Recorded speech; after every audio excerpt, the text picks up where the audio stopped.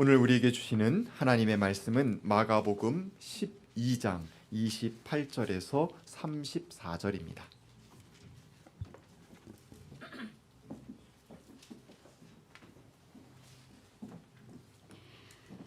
율법학자들 가운데 한 사람이 다가와서 그들이 변론하는 것을 들었다.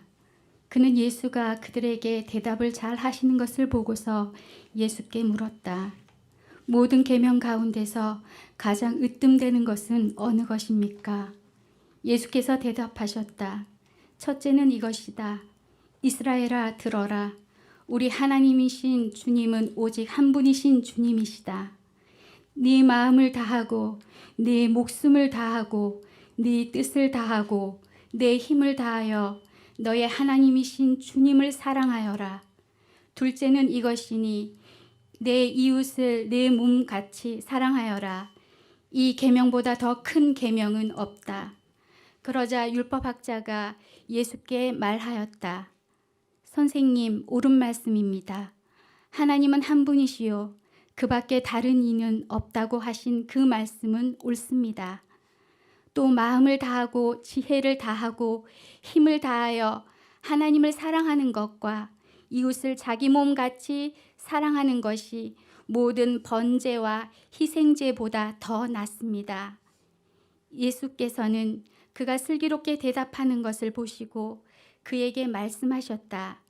너는 하나님의 나라에서 멀리 있지 않다. 그 뒤에는 감히 예수께 더 묻는 사람이 없었다. 이는 하나님의 말씀입니다.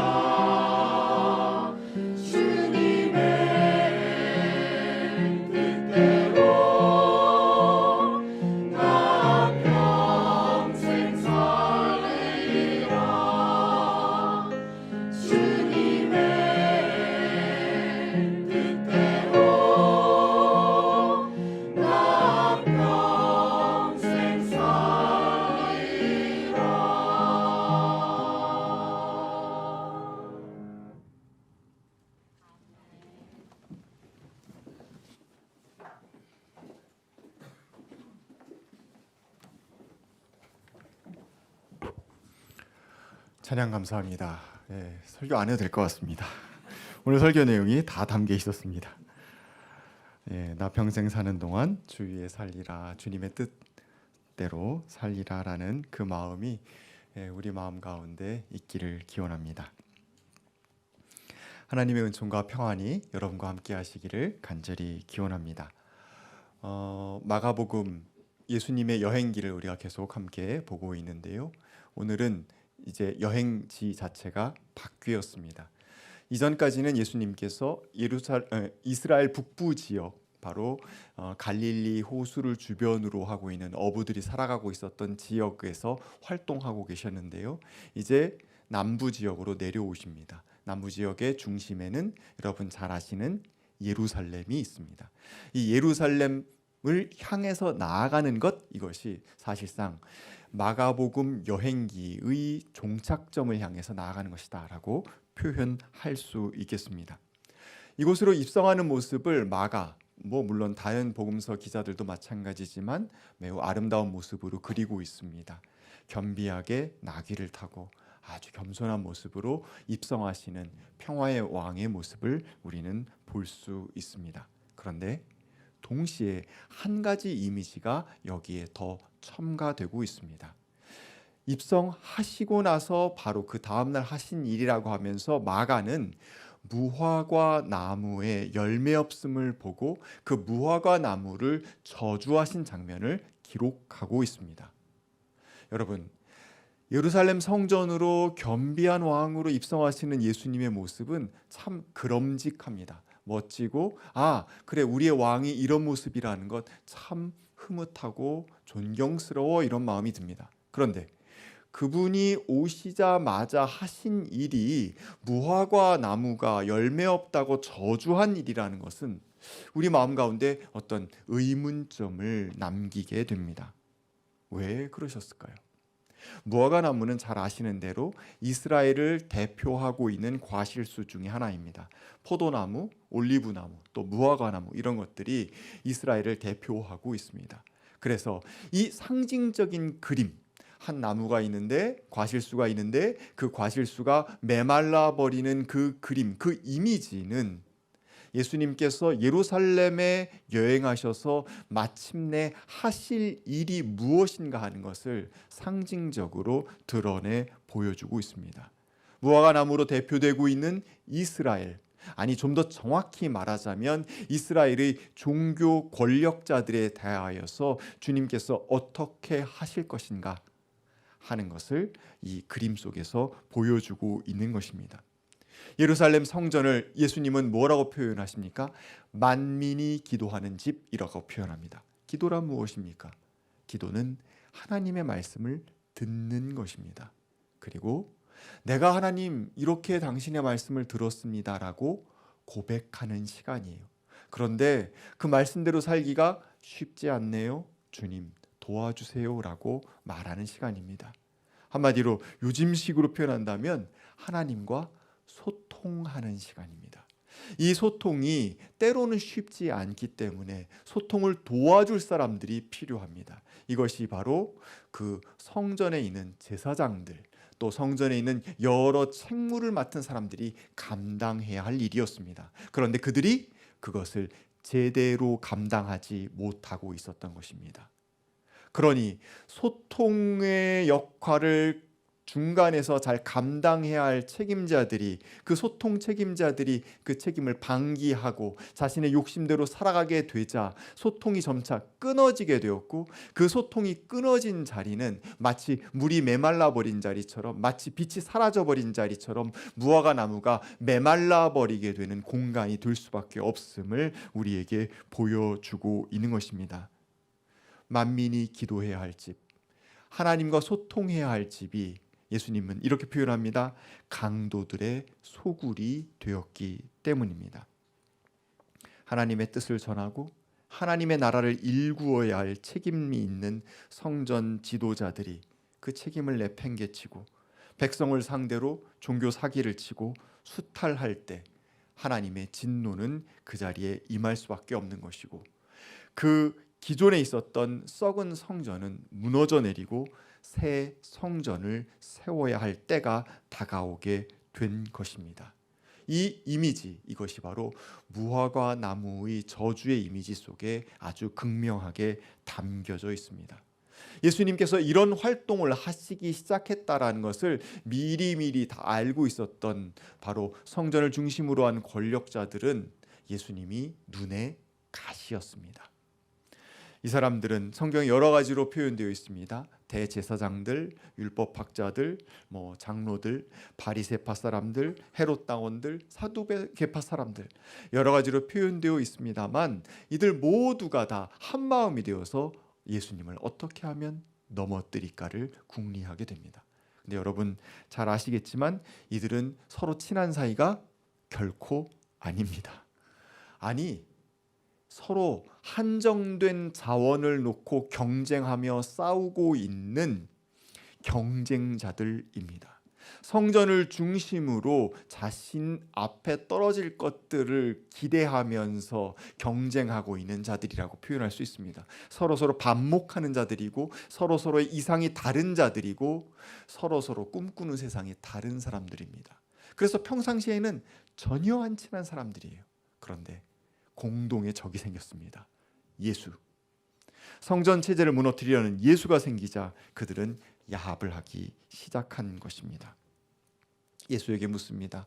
도대체 당신 무슨 권한으로 이런 일을 하는 거예요? 유치한 질문을 합니다. 황제에게 세금을 바치는 게 맞습니까? 틀립니까? 맞다고 하면 뭡니까? 저 로마의 앞잡이 같은 놈, 이렇게 이야기할 수 있겠죠. 백성들의 원성을 사게 만들 수 있겠죠. 근데 바치지 않는 것이 맞습니다 라고 하면 뭐라고 하겠습니까? 로마 제국에 반역하는 놈, 반역죄인이니까 잡아가야지. 이런 식의 유치한 질문들을 계속해서 예수님께 던집니다. 하나 더 이야기하자면 이런 겁니다. 모세 율법에 형이 죽게 되면 형의 아내가 살아가기가, 당시 여성이 살아가기가 쉽지 않은 경제 체제였기 때문에 동생이 형의 아내를 책임져야 됐었습니다. 이건 어떻게 본다면 생존과 경제에 관계된 문제였었습니다. 단지 누가 결혼하고 마느냐의 문제가 아니었거든요. 그런데 이 모세 율법의 규정을 들고 와서 형이 죽고 남겨진 형수와 동생이 결혼하고 그 동생이 또 죽고 그 남겨진 형수와 다른 동생이 결혼하고 이런 식으로 하고 나서 나중에 천국 가서 다 만나게 되면 누구랑 부부입니까? 이런 유치한 질문을 하는 거예요. 질문의 수준을 바라보게 될 때 그들이 얼마만큼 전락했는가 하는 것을 우리는 여실히 살펴볼 수 있게 됩니다. 종교 권력자들은 자신의 입속을 차리기 위하여서 자기 권력에 취해 있습니다. 로마 제국과는 밀월 관계였고요. 하나님이 보여주시는 새로운 세상에 대한 꿈을 사람들에게는 전하지 못하고 있는 무능한 자들이었습니다. 엉뚱한 질문, 엉뚱한 상상, 그리고 엉뚱한 방식으로 예수를 넘어뜨리려고 하는 그들의 욕망이 이 마가복음 12장 가운데 가득 담겨 있습니다. 예수님은 그러한 현실 앞에서 무화과 나무가 뿌리째 마를 것이다 라고 말씀하고 계신 것입니다. 상상만 해봐도 암담한 현실입니다. 가장 중요한 책임을 맡아야 될 자들이 자신의 책임을 방기하고 있고, 그리고 정말 새로운 소식, 정말 좋은 소식을 전하는 자를 넘어뜨리려는 세상, 이 어둠의 세상 가운데에서 사람들은 질문하지 않을 수 없었을 것입니다. 어둠의 시대 어떻게 살아야 합니까? 오늘 본문 가운데 나오고 있는 율법학자의 질문은 같은 내용입니다. 율법학자가 이렇게 질문합니다. 모든 계명 가운데 가장 으뜸되는 것이 무엇입니까? 이 질문을 우리식으로 바꿔서 표현한다면 이 어두운 시대에 우리는 정말 무엇 하나는 붙잡고 살아야겠습니까? 라는 질문으로 바꿀 수 있습니다. 율법학자들은 성경을 베끼는 사람들입니다. 당시에는 복사기도 없었고 인쇄기도 없었습니다. 파피루스에, 양피지에 어떻게 해야 됐습니까? 베껴야 됐어요. 사람들이 직접 베낍니다. 이 일을 하는, 이게 주된 업무인 사람들이에요. 근데 사람이 하는 일이다 보니까 실수도 있었겠지요. 틀린 장면도 있었을 테고. 그럼 이렇게 쭉 보다가 이거 지난번 사람이 좀 틀리게 베낀 것 같은데? 라고 하면 밑에 각주를 답니다. 이거 아무래도 틀리게 베낀 것 같아. 뭐 이런 식의 일들을 하는 사람들이 율법학자들입니다. 그러다 보니까 원전이 무엇인가에 대한 관심, 진짜 처음에 틀리지 않은 원전이 무엇인가에 대한 관심이 있을 테고요. 대다수의 율법들을 외우고 그리고 쓰는 일들을 하는 사람들이었어요. 수태 너무나도 많은 율법을 반복해서 쓰고 또 쓰고 또 쓰고 또 쓴 사람이에요. 그 사람이 질문하는 거예요. 내가 평생 동안 율법을 계속 썼어요. 같은 조항들을 계속 썼어요. 그 중에 무엇이 가장 중요합니까? 이 어둠의 시대에 어떤 것 하나는 꼭 붙잡아야 됩니까? 라고 지금 질문한 것입니다. 예수님은 거침없이 답변합니다. 첫째는 이것이다. 이스라엘아 들어라. 우리 하나님이신 주님은 오직 한 분이신 주님이시다. 내 마음을 다하고 내 목숨을 다하고 내 뜻을 다하고 내 힘을 다하여 너의 하나님이신 주님을 사랑하여라 라고 답변합니다. 우리가 흔히 하나님 사랑이라고 요약하는 바로 그 구절입니다. 이 구절은 신명기 6장 4절에서 5절인데 쉐마 이스라엘이라고 시작하는 바로 그 구절입니다. 여러분 많이 들어보셨을 겁니다. 쉐마. 이스라엘 백성들이 아주 어렸을 때서부터 아침 저녁으로 외우는 구절이에요. 손에 묶고 다니고 이마에 붙이고 다니고 문설주에다가 써놓는 바로 그 구절을 그대로 가지고 와서 이게 가장 중요하다라고 말씀하십니다. 아마 평생 율법을 썼던 사람은 맞지, 가장 어린아이로부터 가장 나이가 든 사람까지 평생 아침 저녁으로 외우는 그 구절, 그래 이게 가장 중요한 것 맞지 하며 고개를 끄덕였을 것입니다. 예수님은 아주 의도적으로 가장 전통적인 구절을 가지고 오신 겁니다. 예루살렘 성전, 그야말로 전통의 가장 중심지에서 가장 전통적인 계명을 가지고 와서 이 사람 앞에 내어 놓은 것입니다. 이 답변에는 하나의 질문이 숨겨져 있습니다. 너희들 어렸을 때서부터 평생 외웠던 그 구절이잖아. 진짜 그렇게 살고 있어? 진짜 그렇게 살고 있어? 진짜 그것이 너의 평생의 고백이야 라고 예수님은 지금 질문하고 계시는 거예요. 우린 이 구절을 통해서 두 가지 생각을 해보려고 합니다. 첫 번째는 이 사랑이 무엇인가 하는 것인데, 이 사랑은 믿음의 사랑입니다. 쉐마 이스라엘이라는 이 구절의 전통이 어디서 생겼는가를 우리는 보아야 합니다. 이 구절은 신명기에 나오는 구절이에요. 신명기는 여러분 잘 아시는 대로 이스라엘 백성이 출애굽하여서 광야 40년 세월을 다니는 동안에 그들 가운데 주어진 계명이 나와 있는 바로 그 구절입니다. 그들의 삶의 배경은 무엇입니까? 출애굽과 광야 생활이 그들의 삶의 배경입니다. 그들은 둘 중에 하나를 선택해야만 했습니다. 일단 출애굽해서 광야 생활을 하고 있긴 한데 늘 옮겨 다녀야 돼요. 정착하지 못하고 있는 상황이었어요. 매번 천막을 새로 짓고 거기서 살아야 돼요. 거기서 뭘 먹고 지냈습니까? 만나와 메추라기로 생활했어야 됐어요. 자, 만나와 메추라기에 만족하면서 하나님께서 보여주시는 젖과 꿀이 흐르는 땅, 저 가나안을 향해, 그 미래를 향해 나아갈 것인가? 그것이 하나의 선택지입니다. 또 하나의 선택지는 무엇입니까? 돌아가는 거예요. 그들은 끊임없이 그 이야기를 했습니다. 내가 애굽에서 살 때는 힘들긴 했지만 고깃가마 옆에서 고기를 먹기도 했는데 잘 먹을 수 있었었는데, 자, 돌아가는 삶은 어떤 삶입니까? 나의 자유는 포기하고 나의 탈출은 포기하고 대신 그냥 주인집에 잘 얹혀서 하루하루 그냥 먹고 살면 되는 것 아닌가? 미래가 없다고? 괜찮아. 나 오늘 하루 먹고 살면 돼. 이 둘 중에서 어떤 것을 선택할 것인가 라는 질문 앞에 그들은 서 있었습니다. 그리고 끝끝내 40년의 세월입니다. 쉽지 않은 시간이었을 거예요. 되돌아가지 않고 계속해서 앞으로 나아갔습니다. 그들은 첫 번째 제가 말씀드린 그 선택을 한 것입니다. 쉬웠겠습니까? 어려웠을 거예요. 광야에서 매일매일 지낸다고 생각해 보세요. 일주일 사막 체험도 할까 말까, 1박 2일이면 되지 않을까라고 생각하는 게 우리의 상상 아닙니까? 40년의 세월. 하지만 그들은 왜 포기하지 않았습니까? 하나님께서 자신들을 구하셨다라는 것, 자신들의 울부짖음을 들으시고 응답하셨다는 것을 그들은 분명하게 체험했고, 앞으로의 그들의 평생의 삶 동안, 아니 그들의 후손의 삶도 또한 하나님께서 책임지시라는 분명한 믿음이 있었기 때문이에요. 40년이 중요한 게 아닌 것이죠.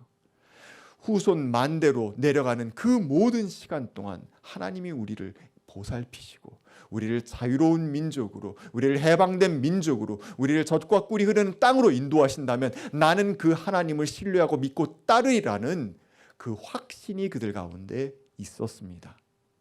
사랑은 신뢰입니다. 신뢰하지 않는 사랑은 사랑이라고 볼 수 없습니다. 단순한 열정일 수는 있겠지요. 뜨거운 마음일 수는 있을지 모르겠습니다. 하지만 신뢰가 사라지는 순간 그 나머지도 모두 다 사라지게 될 것입니다. 이스라엘은 하나님을 신뢰했습니다. 그래서 40년의 세월을 버틸 수 있었고, 그리고 가나안 땅으로 들어갈 수 있었습니다.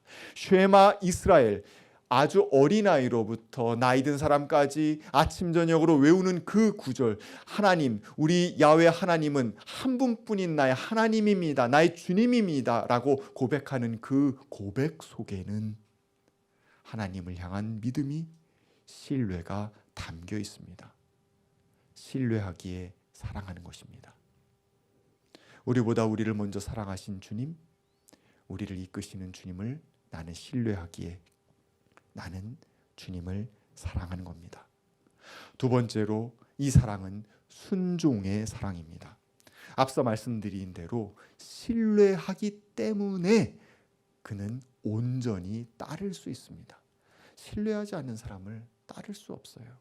아무리 좋은 말을 들려준다 할지라도 내가 신뢰하지 않는 사람의 이야기를 계속해서 어려움에도 불구하고 따른다라는 것은 불가능한 일입니다. 예수님은 이렇게 얘기하셨어요. 내 마음을, 내 목숨을, 내 뜻을, 내 힘을 다해서 하나님을 사랑해라. 마음, 목숨, 뜻, 힘, 어떤 것이 들어가든 빠지든지 간에 내 온 존재를 다해서 하나님을 사랑하라는 거예요. 하나님의 사랑한다라는 것은 내 입술의 고백으로만 되는 것입니까? 이벤트 한번 일으키면은, 하나님 앞에서 쇼 한번 하면 사랑이 증명되는 것입니까? 하나님의 말씀을 순종하고 따를 때, 그때 사랑한다라고 말할 수 있는 것입니다. 지극한 사랑은 순종이라는 것을 보여준 분이 있습니다. 바로 우리 예수님입니다. 겟세마네 동산에서 이 쓴 잔을 저에게서 좀 멀리 해주십시오라고 그는 기도했어요. 십자가에 달리고 싶지 않았던 살아있는 생명이었습니다. 죽고 싶지 않았어요. 고통당하고 싶지 않았어요. 하지만 그분은 아버지 하나님을 신뢰했기 때문에 끝끝내 자신의 피 한 방울까지 하나님께 맡깁니다. 그리고 십자가를 향해 나아간 것이죠. 하나님의 뜻에 순종하는 것, 하나님의 뜻에 그대로 따르는 것, 이것이 사랑입니다. 하나님을 사랑한다는 것, 마음과 뜻과 나의 모든 것을 다해서 하나님을 사랑한다라는 것, 그것은 하나님의 음성에 순종하는 행위입니다. 사순절은 이렇게 순종의 행위를 배우는 시간입니다. 내가 순종해 보게 될 때, 내가 온전히 순종하게 될 때 하나님이 나를 어디로 인도하시는가 관찰해 보는 시간으로 삼을 수 있습니다. 이것이 바로 이스라엘 백성들을 향한 예수님의 말씀이었습니다. 가장 전통적인 구절을 끌어올리셔서 그 전통의 현장 한가운데 진짜 너희들이 아침 저녁으로 고백하는 대로 그렇게 살고 있느냐라고 질문하는 겁니다. 정말 당신은 하나님을 신뢰합니까? 정말 당신은 하나님께 순종합니까? 라고 질문하고 있는 것입니다. 그리고 나서 한 구절을 덧붙입니다. 둘째는 이것이다. 내 이웃을 내 몸같이 사랑하여라. 여러분, 율법학자가 뭐라고 질문했습니까? 가장 으뜸되는 계명을 물어봤습니다. 가장 으뜸되는 것, 최상급. 그러면 뭐 몇 개 이야기해야 합니까? 하나만 이야기하셔야죠. 예수님 근데 첫째, 둘째를 갖다 덧붙이고 있습니다. 게다가 이 둘은 동떨어져 있는 구절이에요. 앞서 나와 있는 하나님을 사랑하라 쉐마 이스라엘 구절은 신명기 6장에 나오는 구절이고요. 이웃을 내 몸같이 사랑하라는 구절은 레위기 19장에 나오고 있는 그러한 구절입니다. 두 구절을 예수님께서 한데 지금 몰아놓고 계시는 거예요. 어느 분이 그렇게 이야기하시더라고요. 창조란 무엇인가? 없던 걸 새로 만드는 거? 세상에 없던 것이 어디 있냐고. 없던 걸 새로 만드는 게 아니라 아무도 둘이 같이 있을 거라고 생각하지 못한 것을 나란히 붙여놓고 그 둘이 어떻게 작용하는지를 보는 것, 그것이 창조의 시작이라고 이야기하더라고요. 하나님 사랑, 이웃 사랑, 우리 크리스찬들은 너무나도 당연하게 생각하기 때문에 그것이 원래 하나로 붙어 있는 것 같다라는 느낌을 받지만 실상은 하나로 붙어 있지 않았었어요. 따로 떨어져 있었던 이야기였습니다. 그런데 예수님은 그것을 하나의 이야기로 만들고 있습니다.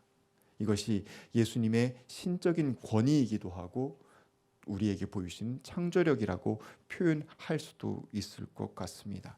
이웃사랑과 하나님 사랑, 그것은 떨어져 있는 것이 아닙니다. 앞선 이야기의 이야기들을 가지고서 유추해 보게 된다면 하나님을 사랑한다라는 것은 무엇이라고 했습니까? 하나님을 신뢰하는 거예요. 광야 생활 그 시간 가운데에서도 하나님을 신뢰하는 거예요. 그 하나님을 신뢰하기 때문에 하나님께 순종해요. 하나님의 뜻에 순종하는데, 그럼 질문이 나오는 거예요. 나를 향한 하나님의 뜻은 무엇인가? 우리를 향한 하나님의 뜻은 무엇인가라고 질문하는 겁니다. 거기에 대한 답변이 바로 주님의 이 두 번째 이야기입니다. 하나님의 뜻, 하나님께 순종하는 길, 내 이웃을 내 몸처럼 사랑하는 것이야. 진정 하나님을 신뢰하고 그분만을 따라 나선다라고 한다면 우리의 삶 속에서 일어나야 할 사건은 내 이웃을 내 몸처럼 사랑하는 일입니다. 형제 자매를 내 삶 안으로 끌어당기는 거예요. 왜? 내가 하나님 사랑 안에 있기 때문에. 그도 하나님 사랑 안에 있기를 간절히 바라는 것입니다. 율법학자는 이 이야기를 듣고 무척 감격한 것 같아요. 그는 옳은 말씀입니다 라고 답변합니다. 그리고 한 가지를 더 첨언해서 이야기를 해요. 주주주주 다 맞는 말씀입니다. 그렇게 사랑하는 것 맞습니다. 그런 모든 사랑이 모든 번제와 희생제보다 더 낫습니다 라고 첨언합니다. 여러분 말씀드렸던 것처럼 예수님은 북쪽 지역에 있는 갈릴리로부터 내려와서 예루살렘 남쪽 지역, 하지만 이스라엘의 중심지로 내려오셨습니다. 그리고 그 성전을 지금 정화하고 계세요. 성전에 새로운 빛을 쪼이고 계시는 중입니다. 바로 그곳에 있었던 일들을 이제는 과거의 것으로 패하고 새로운 것을 세우고 계시는 거예요. 그곳에 있었던 과거의 것은 무엇입니까? 모든 번제와 희생제입니다. 이스라엘 백성들이 이렇게 하는 것이 하나님을 사랑하는 거야, 이렇게 하는 것이 하나님께서 나에게 원하시는 거야 라고 생각했었던 그 번제와 희생제가 이제 중요한 것이 아니라는 거예요. 그것보다 더 중요한 것이 있다라는 것입니다. 그것을 이 율법학자는 깨달은 겁니다. 여러분, 예수님 당시에 예루살렘에 유월절 제사 시즌이 되면, 지금 예수님도 바로 유월절 제사 시즌이기 때문에 예루살렘에 가셨어요. 성전에서 수많은 제물을 잡습니다. 소를 잡고 양을 잡고 합니다. 그래서 그 피를 다 흘려보냅니다.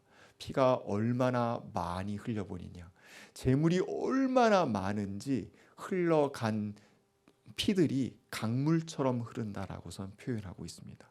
심지어 예레미야스라는 신학자는 이렇게 이야기합니다.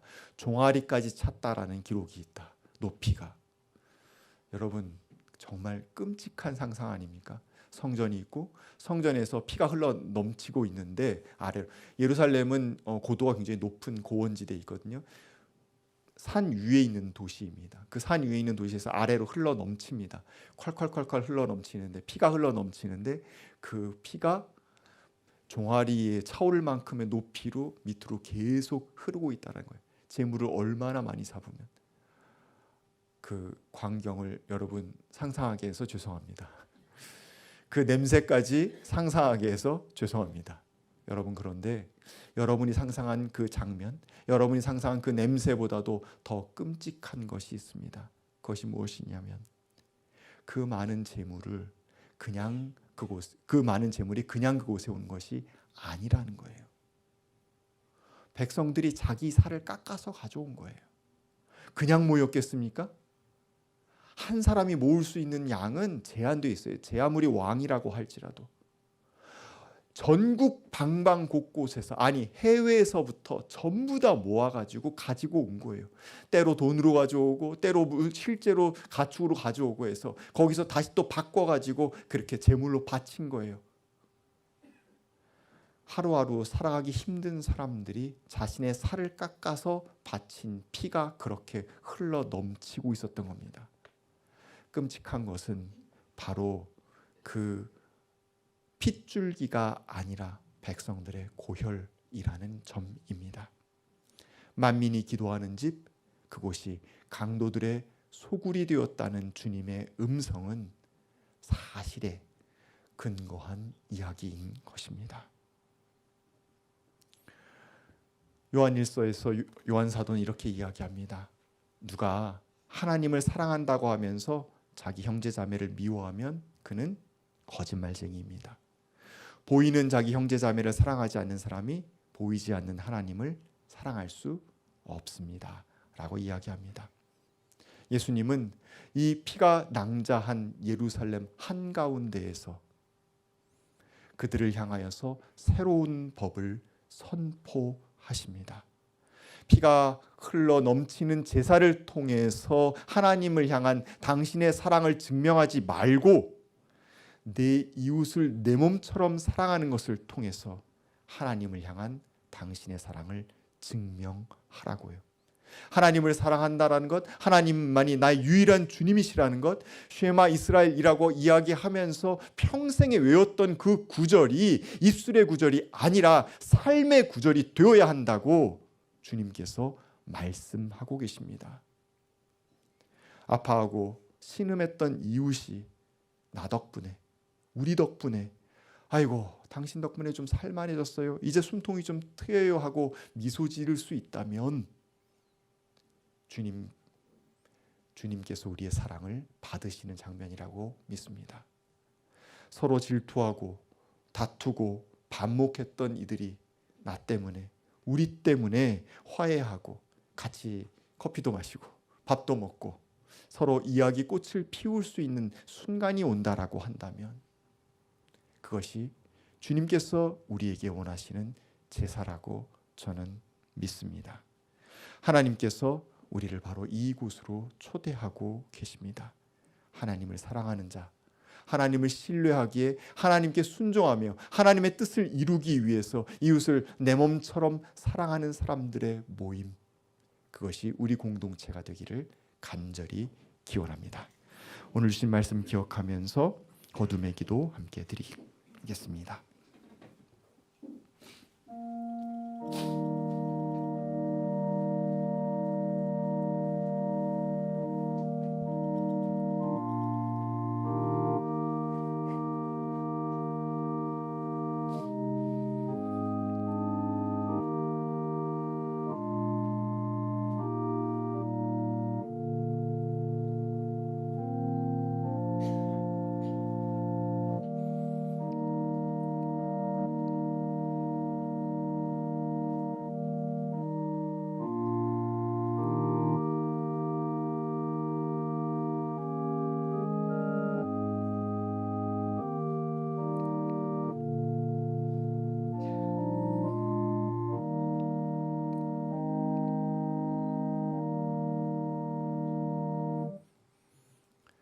사랑의 하나님,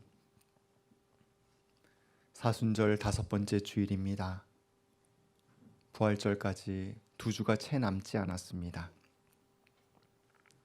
얼마 되지 않은 이 시간 동안 우리의 삶을 어떻게 정돈하고 어디로 향해야 할지, 이 어둠의 시대 가운데 한가운데 서서 우리는 어떤 계명을 따라야 할지 고민스럽습니다.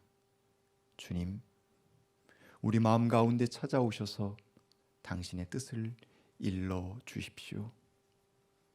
하나님을 사랑하는 것, 그것은 바로 이웃을 내 몸처럼 사랑하는 것이라는 예수님의 말씀을 마음에 새깁니다. 우리 마음 가운데 우리가 섬겨야 할 이웃의 얼굴을 떠올리게 하여 주시옵소서. 그의 삶을 아름답게 만들므로 인해서 우리가 주님을 진정 찬양하는 자 될 수 있도록 인도하여 주시옵소서. 예수님의 이름으로 기도하였습니다. 아멘.